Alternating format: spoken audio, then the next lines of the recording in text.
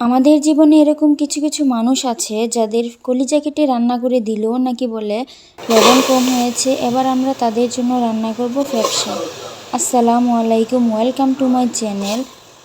আশা করি সকলেই ভালো আছেন। ফ্যাপসা রান্না করার জন্য প্রথমেই ফ্যাপসাগুলো সিদ্ধ করে নিতে হবে। আর সিদ্ধ করার সময় অবশ্যই একটু হলুদ দিয়ে নেবেন, তাহলে ফ্যাপসার কালারটা সুন্দর থাকে। ফ্যাপসাগুলো 5 থেকে 10 মিনিট সিদ্ধ করার পর ঠান্ডা পানি দিয়ে ভালোভাবে ধুয়ে ঠান্ডা করে নিতে হবে। ঠান্ডা হয়ে যাওয়ার পর এভাবে ছোট ছোট করে কুচি করে কেটে নিতে হবে। ফ্যাপসা যত ছোট ছোট করে কুচি করে রান্না করা হয় তত বেশি মজা হয়।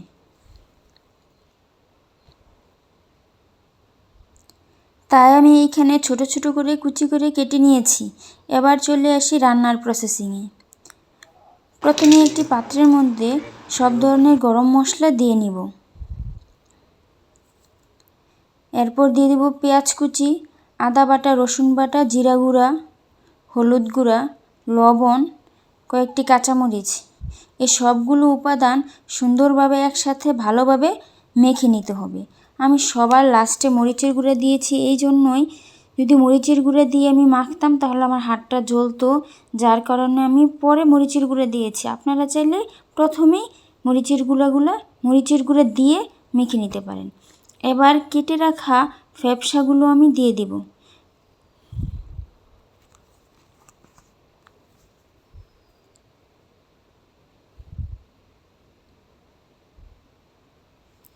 কেটে রাখা ফ্যাপসাগুলো দিয়ে আবার ভালোভাবে মেখে নিব। এই পর্যায়ে দিয়ে দিব আমি পরিমাণ মতো তেল।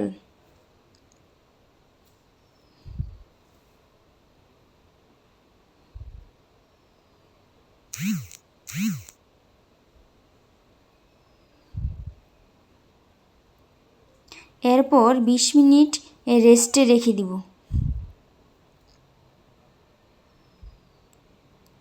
20 মিনিট রেস্টে রাখার পরে এরপর চলে আসি রান্না করতে।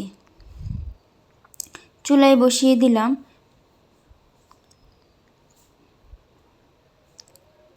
মিডিয়াম আঁচে রান্না করতে হবে।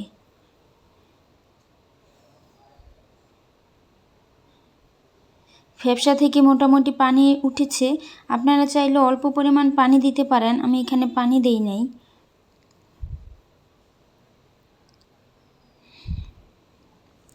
এভাবে 20 মিনিট আধা ঘন্টা রান্না করার পর হয়ে যাবে আমার ফ্যাপসা রান্না। মাঝে মাঝে অবশ্যই নেড়ে দিবেন, নয়তো নিচে লেগে যাবে।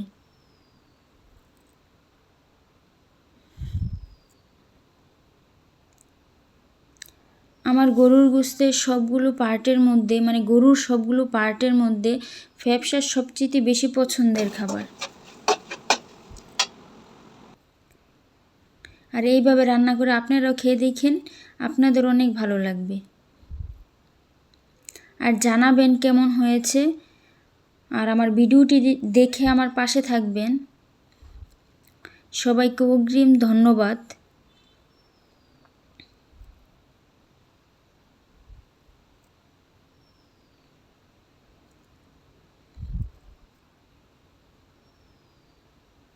সবাই আমার জন্য দোয়া করবেন, আমার চ্যানেলের জন্য দোয়া করবেন।